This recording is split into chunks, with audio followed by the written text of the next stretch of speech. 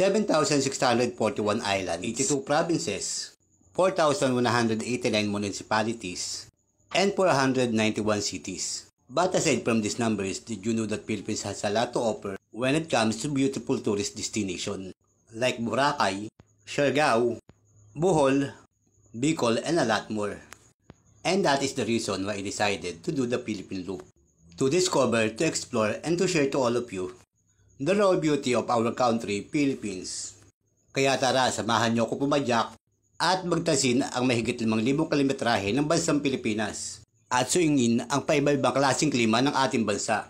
Yakapin ang kultura at paniniwala ng kapwa nating Pilipino.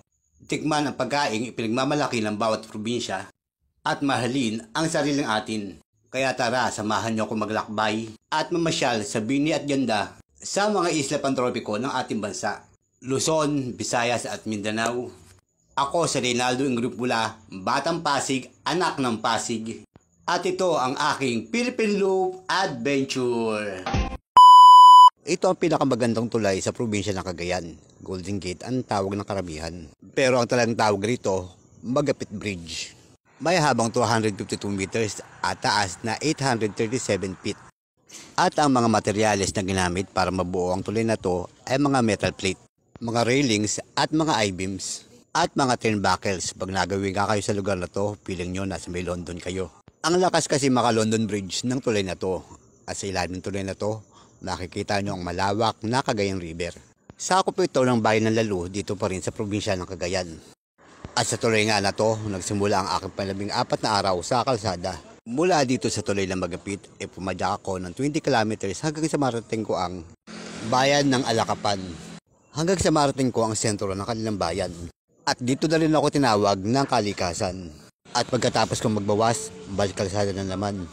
Mula sa bayan ng Alakapan, pumadyak ako ng 10 kilometro hanggang sa marating ko ang bayan ng Abulog na kasalukuyang nagbibigay ng ayuda para sa Pasko nang ako ay dumaan. Sana all may pamasko. Mula sa bayan ng Abulog, 10 kilometro naman ang tinakbo ko para marating ko naman ang bayan ng Ballesteros. At nang ilabutan ako ng malakas na ulan sa sentro, nagkape muna ako. Halos 1 oras din ako natega sa karinderya na yan para hintayin ang pagtila ng ulan. At nang lumayas ng ulan, balik kalsada na naman ako. At nang marating ko na nga ang Junction Luna, naisipan kong daanan ang arko ng Apayao. At habang papalapit ako ng arko, may nagyaya sa akin para magkape. But this time, social na kape, hindi na tig-15. At may pa-shawarma pa ang mga yan. Anyways, thank you nga para mga brother sa libre pakipay nyo kanina at pa-shawarma. Shoutout na rin at maraming salamat. At pagkatapos, lumayas na ako para punta ng arko. Gusto ko sanang pasukin ang Cagayan kaya lang magagabi na, maulan pati kaya wag na lang. Kaya idiniretso ko lang pagpadya ko papuntang Ilocos.